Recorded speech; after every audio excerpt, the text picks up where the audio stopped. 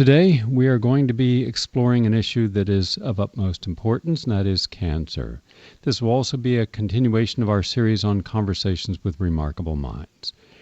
The year was 1975.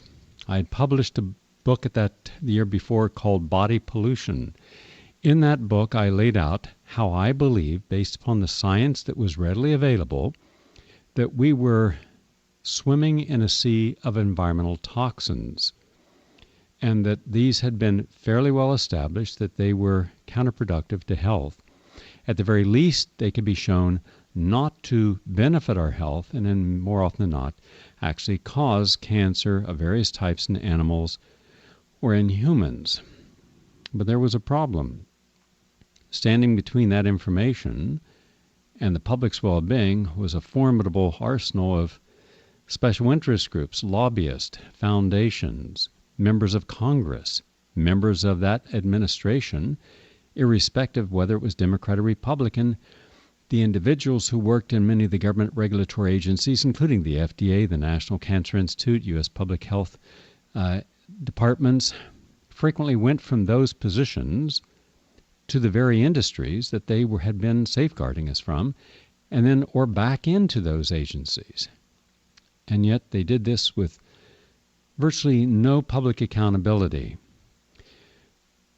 There were legions of people appearing on television programs saying that anyone who speaks out against the environment is a quack, a nut job, pseudoscientific.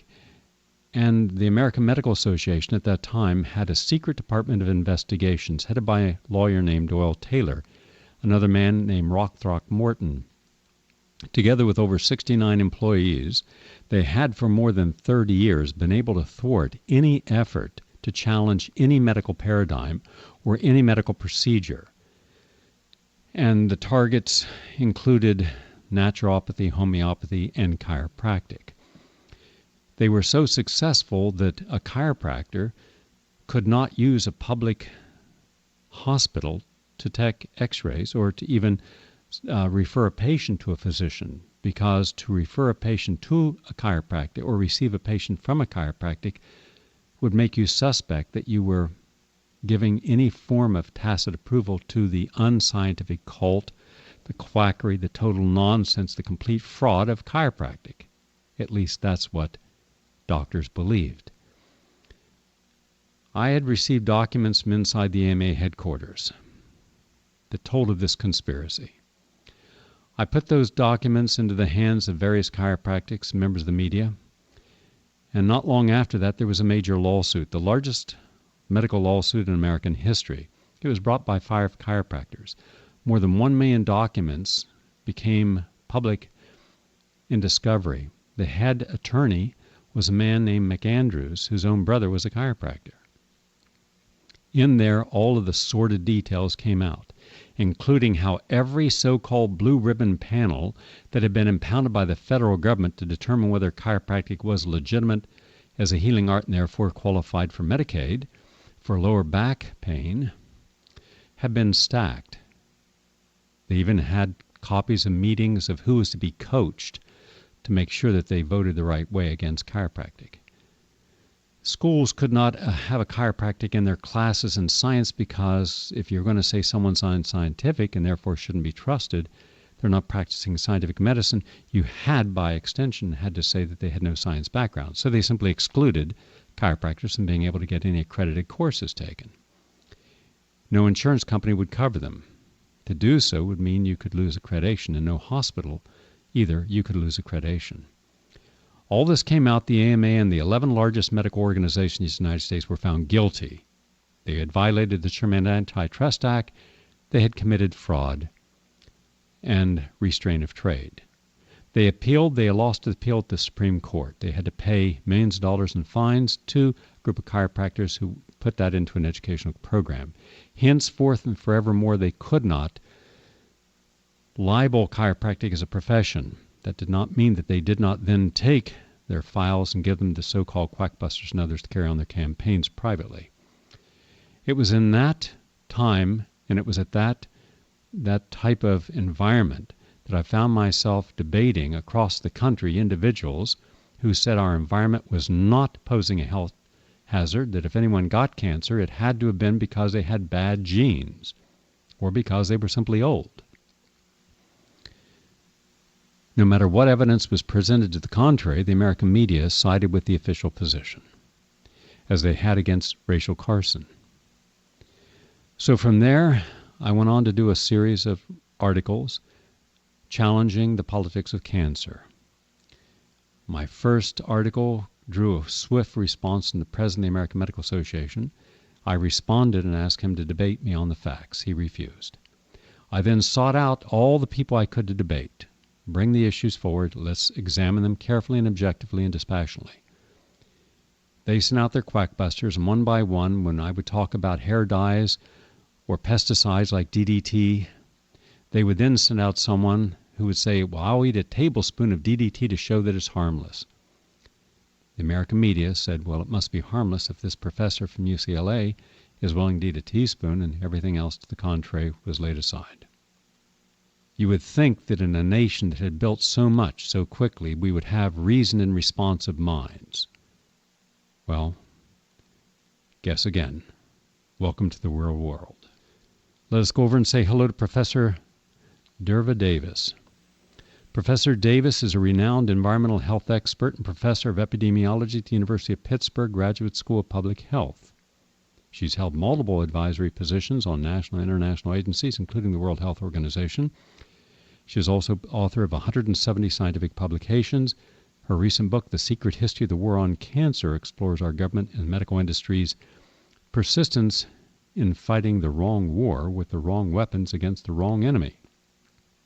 Nice to have you with us today. Thank you very much. Would you assume that if an entire industry using chemotherapy for 50 years had not gotten better results, at some point someone might actually question the validity of the kind of reasoning and choose a different direction instead of pouring more money into more experiments? Or do we continue on believing that everyone who's doing anything in the war on cancer must be supported irrespective of the outcome of that effort? Well, as you know, the world changes, but maybe not as fast as you and I would like. I was listening to your introduction about chiropractic, and I note now that NIH recognizes that chiropractic can be a very valuable treatment. It's taken 30 years, but they have it now on their website that it can be used for treating low back pain and a number of other things. I think the reason that my book is out now and getting the response that it is from people, including people like you who've known all along about this issue, but many others who have not, is that there is a general recognition in the cancer research community itself that we've got to pay more attention to prevention, that we've got to change our approaches, as we are doing, to boosting the immune system and understanding the role of natural products in giving us a better chance of fighting the disease. And yes, you're right, the track record has not been great, but in fairness, we have at this point 10 million cancer survivors in the United States. And that's because we have succeeded in finding and treating some forms of the disease. At the same time, if all we do is improve our ability to treat cancer, we're just going to be better at processing sick people. And as you know from the work that you've done, what we have to do is prevent people from getting sick in the first place. I would agree with that, and that's where we're going to spend our energy here. By the way, have you read Professor Abel's report on cancer? I don't know. I have not. Okay, I'd like to share this with you, and then we'll go into what is the cause of cancer. And what's his first name? Professor Ehrlich Abel. He did a report, and I'll be happy to give you a copy. He spent a number of years as a medical biostatistician reviewing over 3,000 studies from Sloan Kettering, MD Anderson on cancer treatment. And the report showed that 80% of cancers, the organic cancers, had not responded to chemotherapy. Only 20% had.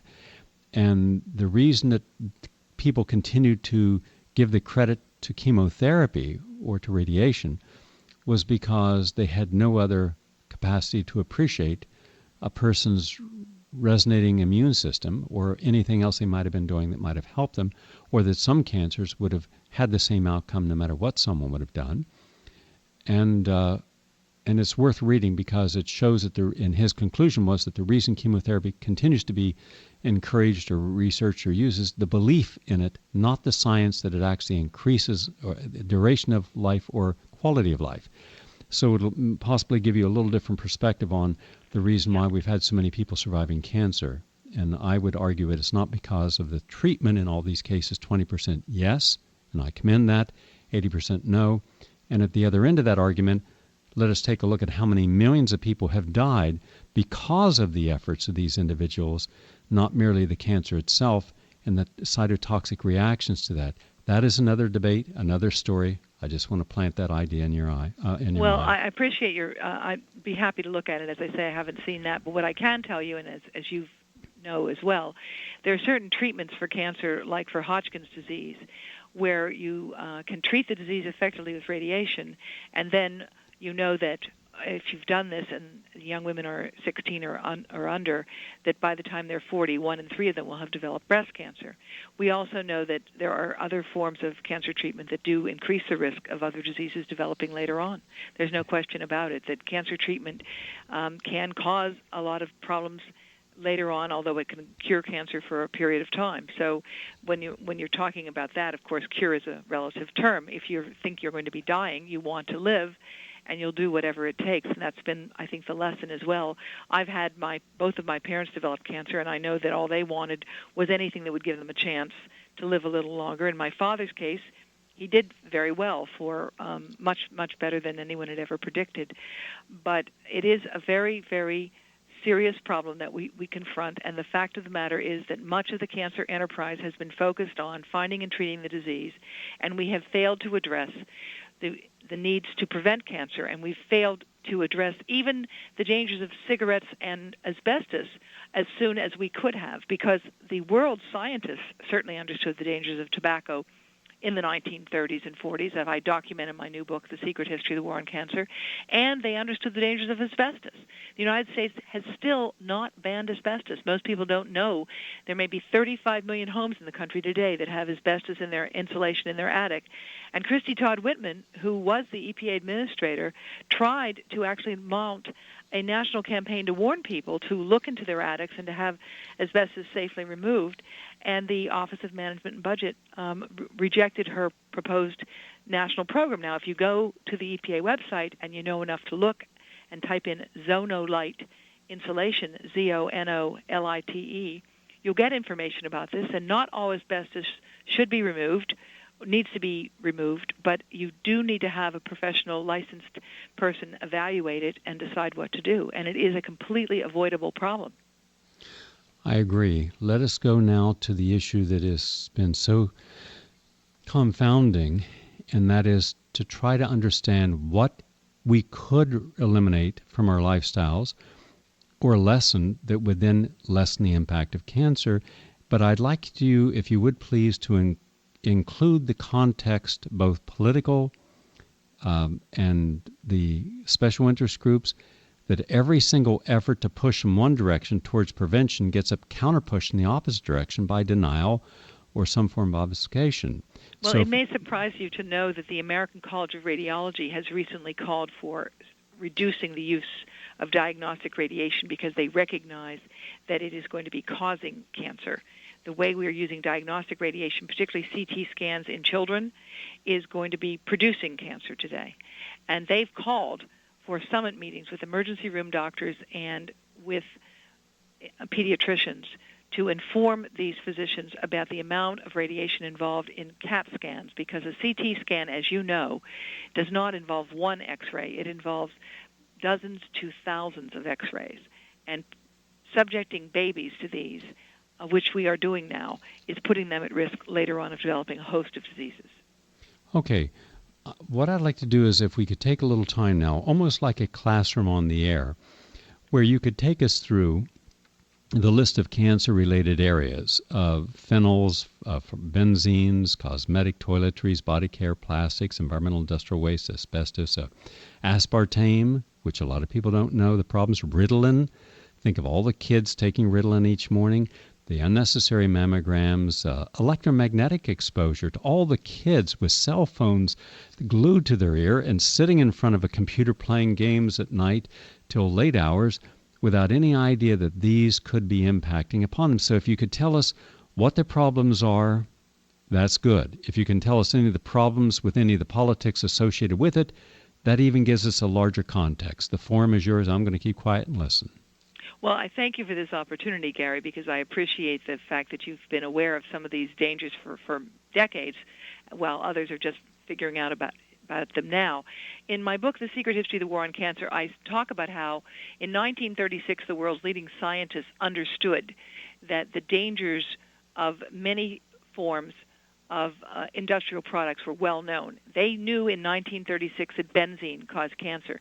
Benzene today is in much lower levels in gasoline, but we can still find it in consumer products, and the most exposure you get to benzene is from living with a smoker, because benzene is produced whenever anyone smokes tobacco. But there are also other sources in fuels and solvents and cleaning products that we need to get rid of. There's no question about that. In addition, they knew in 1936 that hormones cause cancer. Natural hormones in high amounts, the earlier in life a woman starts to menstruate, and the later in life she goes through menopause, the greater her risk of breast cancer. That's been known really for centuries. Now the question becomes, there are synthetic materials that act like hormones, including some plastics, some solvents, some pesticides, and we have not adequately controlled them in understanding in our regulatory policies. They also knew that sunlight caused cancer. In 1936, Angel Honorario Roffo did research showing that sunlight produced skin tumors in rodents, and he also showed that if you combined exposure to hydrocarbons like benzene and sunlight, you got more of a cancer effect than if you did not.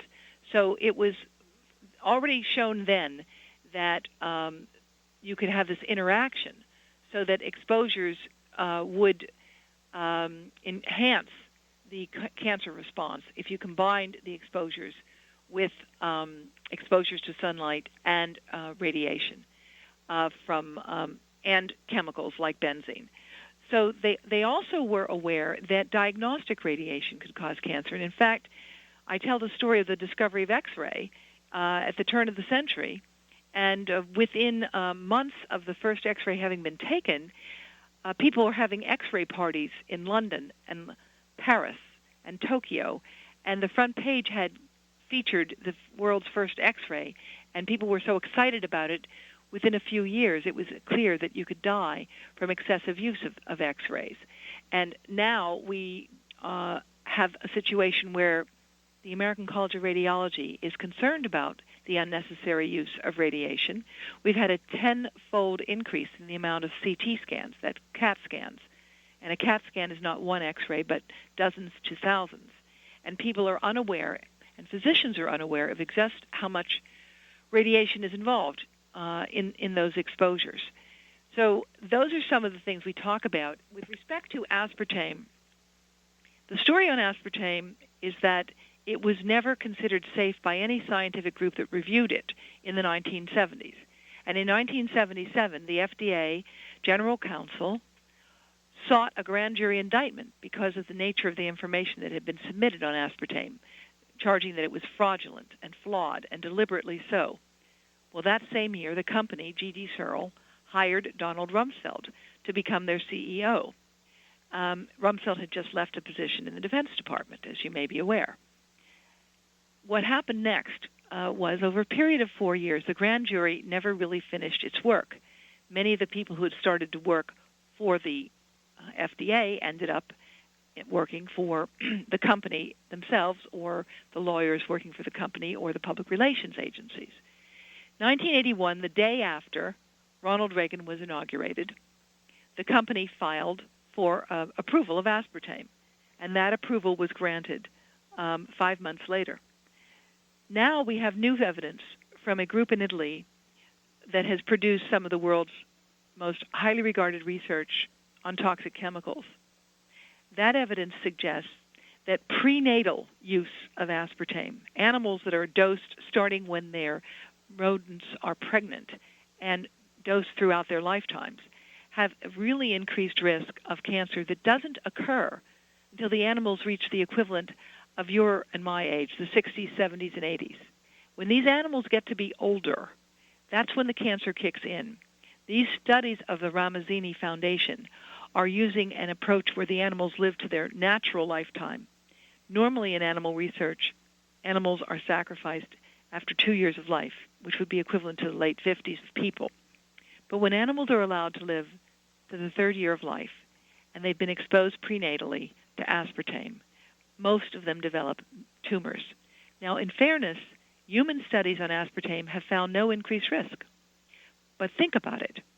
The aspartame studies that have been done in humans have generally been done in older people, looking at their use of aspartame when they are in their 50s and asking them whether their brain cancer that they may or may not develop 5 years later could be associated with their aspartame use 5 years earlier. Now, we know that brain cancer is a very complex disease, like all cancer, and it may take decades to develop. So studies that look at what people used 5 years earlier are unlikely to be a definitive resolution of this question. And my concern is that we do not have independent information on whether or not aspartame is really safe. We do not have independent information on cell phones. Recent studies suggest, from Sweden, that people who use cell phones for 10 or more years have doubled the risk of brain cancer on the side of the head where they most frequently use the phone. Now, I can't tell you that this means that cell phones are dangerous, but I can't tell you that they're safe.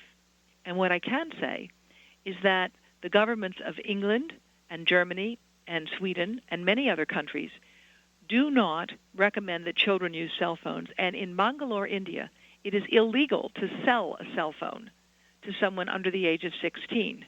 So what I recommend is that you use a cell phone with a speakerphone or a hollowed core tube for a wired headpiece, and that we recognize that this is a technology that has transformed our lives, but that we need to limit our exposures while the electrical engineers continue to design what I hope will turn out to be safer phones. With respect to Ritalin, Ritalin is widely used today. There are not definitive studies on whether it is dangerous or not, but I report in my book on work done at the University of Texas and published in a peer-reviewed journal that took a small number of children and followed them for a short period of time before and after they used Ritalin. And after 6 months of using Ritalin, all of the children had substantial increase in certain damage to their DNA. Now, given how many millions of children are using Ritalin, I think it's important that we have independent extension and elaboration of this work. And right now, there's nothing like that going on. We have lost the ability to have independent funding, government funding, and monitoring for the FDA, for the Consumer Product Safety Commission, for the EPA, for the program of the government that is supposed to be testing chemicals, is at a historic low. And the president has just vetoed the budget for NIH, but NIH is still in a pretty good situation. The other agencies, the ones that we think are protecting ourselves, are really hamstrung at this point. But careers in science are being destroyed because of the lack of funding for research at this time. And I'm not sure we will ever really recover what we've lost in scientific capacity right now because of these funding cuts. Because as you might imagine, there hasn't been a great deal of interest in monitoring, measuring, and understanding the ways the environment affects our health. As a Chinese proverb says, a way of looking is a way of not looking. And we've been not looking for a long time, and we'd have had a policy with respect of environmental hazards of don't ask, don't look, and you can't tell. I appreciate that oversight. Let's go a little deeper. Talk about how in 1954, the first director of the American Cancer Society, Clarence Cook Little, one of America's leading geneticists, became the director of the Tobacco Industry Research Council. And then talk about 1978, President Jimmy Carter fired his health secretary because Joseph Califano dared target smoking and workplace cancer causes. And what does that tell us about this? And then go through the compelling evidence of the connection between smoking and cancer that was well known as early as 1950s, and it was only because the 7 leading CEOs of the tobacco industry lied under oath when they said there was no addictive quality tobacco they knew of, and then documents came out later that showed it did. And at the same time, the FDA absolutely knew but refused to divulge because of proprietary interest on the patents that it would cause these harmful side effects. So what does it say when one agency of government supposed to protect us says, we can't tell you the truth, you're going to have to die, because we don't want to upset the financial interests of the tobacco industry? To me, that is just, it's almost Kafka-like. Well, it may be Kafka-like, but the reality, as Winston Churchill once quipped, is that democracy is the worst form of government that we know of, except for any other form that's been tried. And so what I'm encouraged about now with my new book, The Secret History of the War on Cancer, is that people are talking about it now. It's the #1 book on Amazon for science and oncology as of yesterday. And this is telling us something. The world may be ready to hear what you and I have to say on this issue. Yes, in 1954, the first director of the American Cancer Society, Clarence Cook Little, left that position to become head of the Tobacco Industry Research Council. He was a pipe smoker. He appeared on the cover of Time magazine with a lit pipe. The American Cancer Society became one of the most ardent anti-tobacco groups in the world, but they did it a lot later than they could have. Their own staff in 1950, their scientific staff, had evidence of the dangers of tobacco. And I've interviewed people who were family members. Tyler Hammond was a bold, brave, and brilliant man who showed the dangers of tobacco in the 1950s and was threatened with financial ruin if he released the results of his work by people who were running the American Cancer Society. Let's look at who ran the American Cancer Society in the early days. It was the advertising industry. And who was their #1 client? Was tobacco. So for many people, the addiction to tobacco was physical, as nicotine is one of the most addictive substances in the world. But for the economy, the addiction was really economic and financial dependence on the revenues from tobacco. So the American Cancer Society was held hostage by its board while the scientists who did the research understood the dangers. I tell the story as well that the dangers of tobacco were not uniquely suddenly discovered in 1950. They were known for decades. Alan Brandt, in his book, The Cigarette Century, documents how long the information was out there, how many people understood the dangers of tobacco. And yet, you're absolutely right. The American Medical Association, the American Cancer Society, they were in lockstep with the tobacco industry for, unfortunately, a long time. And as a result, their political influence was quite considerable. Jimmy Carter is known for a number of wonderful things, but one of the things he's not widely known for is the way he was so closely tied with tobacco during his presidency. Now remember this, 1964, the U.S. Surgeon General has issued a report warning that tobacco causes cancer. 1962, the Royal College of Surgeons has a similar report in England. 1971, Richard Nixon launches a war on cancer, and it's all about finding and treating the disease and totally silent about tobacco. 1976, the administration of Jimmy Carter. It seemed, when I went back and looked at it, that a requirement for being a Carter cabinet official was to be a chain smoker. Certainly many people were, including at the first, when he was appointed, Joe Califano himself was a chain smoker. So was the head of FDA, Doug Costel, and the head of the National Institutes of Environmental Health Sciences, believe it or not, was a chain smoker, and so was the director of the National Cancer Institute in the 1960s. People smoked a lot. They didn't want, and smoking was, as you know, very addictive.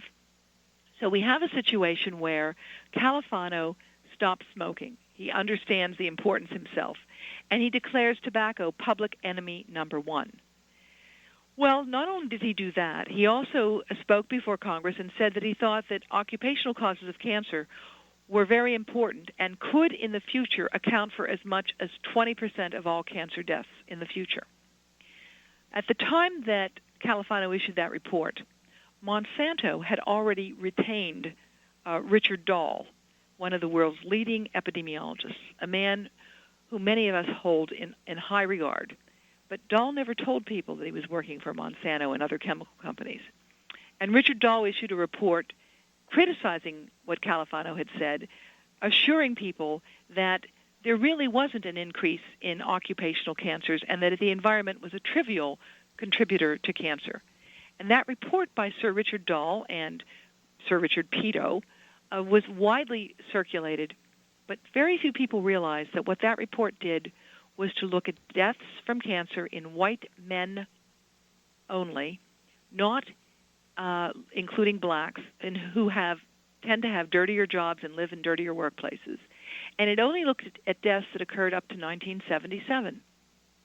Well, the reason that's important is that other work that I've done and others have published indicate that there was this amazing revolution in production of synthetic organic chemicals that really skyrockets in the 1960s and 70s and 80s. So looking at deaths in 1977 obviously can't tell you anything about what's happened from exposures in the 1960s and 70s, because cancer generally takes 10, 20, or 30 years to develop. Califano comes in and says he thinks that the workplace is an important cause of cancer, and he also says tobacco is public enemy number one. Jimmy Carter goes down to North Carolina. He's getting ready for a campaign. It would be his last campaign. We all know that. And he jokes to the crowd because they've just heard that Califano wants to go after tobacco. And he says, I was going to bring the secretary with me, but I found out that not only is North Carolina number one in making tobacco, but you're number one in making bricks. So I didn't think it would be safe.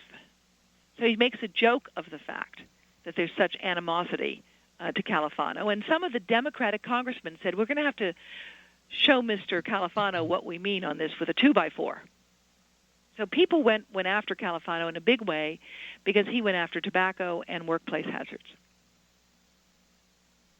Well, he wasn't alone. We could add with Richard Dole of Oxford University, Hans Olof Adami of the Karolinska Institute, which is the equivalent of the FDA in Sweden. We could add in Demetria from Harvard School of Public Health. They all secretly worked for the chemical industry for years and didn't disclose these ties when publishing research or providing any government advice on these subjects.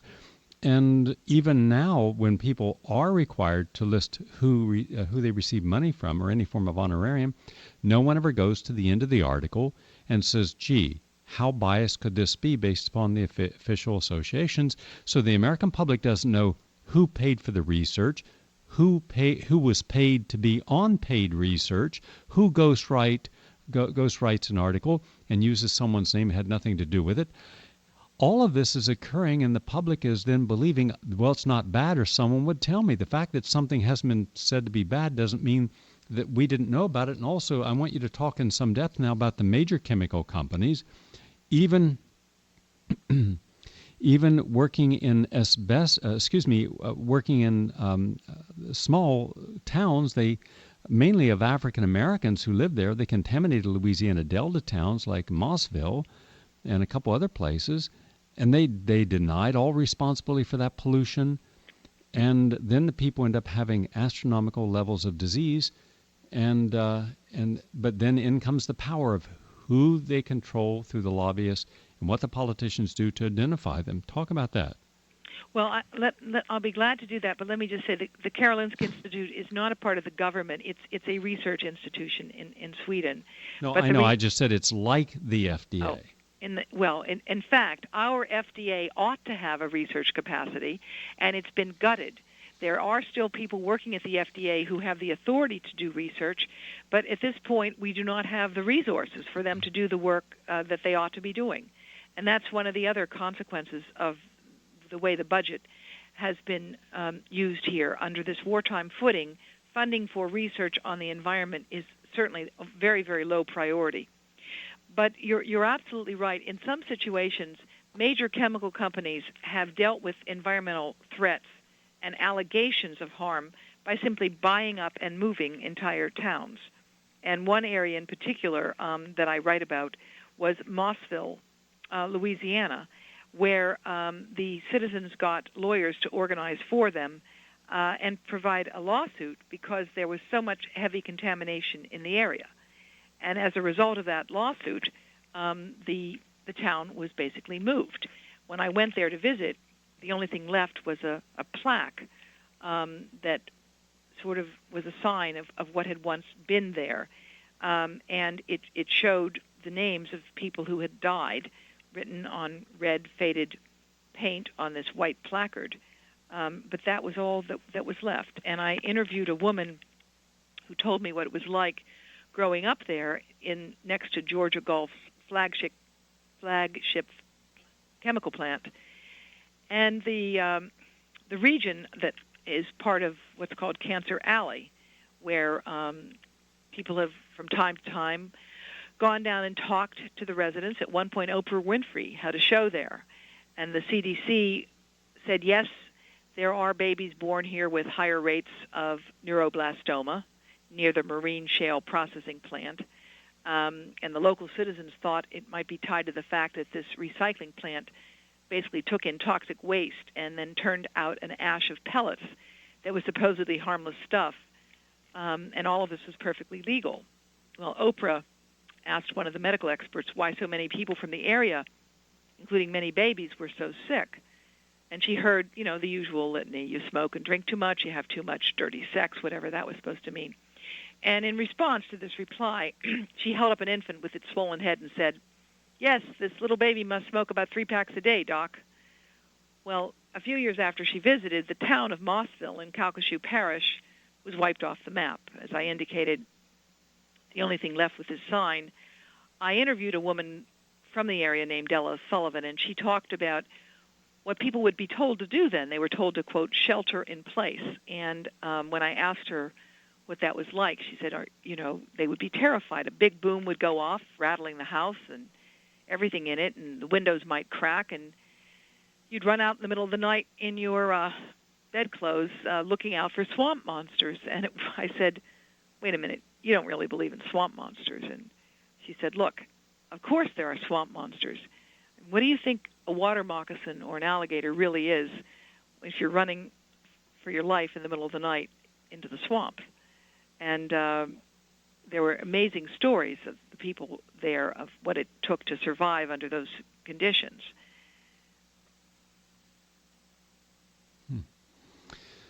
Terrible, isn't it?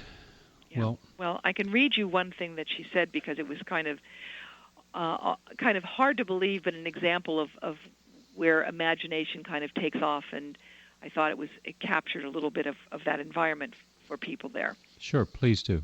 When I asked her about swamp monsters, she said, of course there are swamp monsters. What do you think a water moccasin or an alligator really is? We grew up knowing things to stay away from. Nobody in their right mind goes into a swamp at night in their bedclothes unless they be scared out of their head. Let me tell you, when we were little, we thought sure we saw a bull with fire coming out of its nose. A bull chased us with red eyes and fire coming from his nose. Of course, my siblings and myself, we all saw the same thing. It was just like dark figure, tall like the devil, big old eyes, and he'd stare down at you. He'd scare you, but he wouldn't do nothing, We would all holler and stuff about it. The really strange thing is we only told this tale to one another after we got grown. And then she went on to tell me about strange things happening with the squirrels. The squirrels went crazy, she said. They kept running after people instead of staying away like normal squirrels. Strange things would be happening. And finally, when the CDC went out and tested the area of Mossville, they found that the area residents had 3 times more dioxin in their blood than the average American. And the older the person, the higher the levels. And even now, they've confirmed the higher levels, but those are just in the survivors, Gary. We don't have any idea what happened to the people that have already died. And do you know how many people died? I have no idea. And one of the things that happens when you buy up and move a town is you lose the ability to do the study, to collect the information. And all that's left of Mossville today is a small cement block foundations and tall grasses running around what had once been a vibrant hunting and fishing community. And the clause of the agreements that everybody had to sign were that no matter what pollution, no matter what illness, no matter whatever happened later on, they agreed they would never file a lawsuit or make a claim in the future. Or they probably had a gag order of some type on top of that. Well, let's just say that there is no way to know, and the absence of data in this situation is often used as proof that there is no problem, when in fact it's a reflection of the complex political and economic realities that create this situation. And I think that we are seeing now that these problems are, while they have been bad in the United States, are much worse in areas like China, where official government newspapers, and of course you know there are no others in China, have acknowledged that there's heavy rates of cancer all around certain rivers where chemical and industrial enterprises have been dumping pollutants and fertilizers and pesticides. And China today, cancer is the leading cause of death. I'm going to invite you back so we can do more on this. In the interim, I will send you some information that may be relevant to this discussion. And I want to close with this thought for you. I just premiered a new film on Thursday, but I've decided to add to it. In fact, we're adding an hour to it, because since then I've had a chance to interview a woman. In fact, we filmed her yesterday, and she had this story to tell, that when she vaccinated her child was normal, healthy, had passed all of its learning markers, and then immediately the child went into a crisis and then was diagnosed with autism.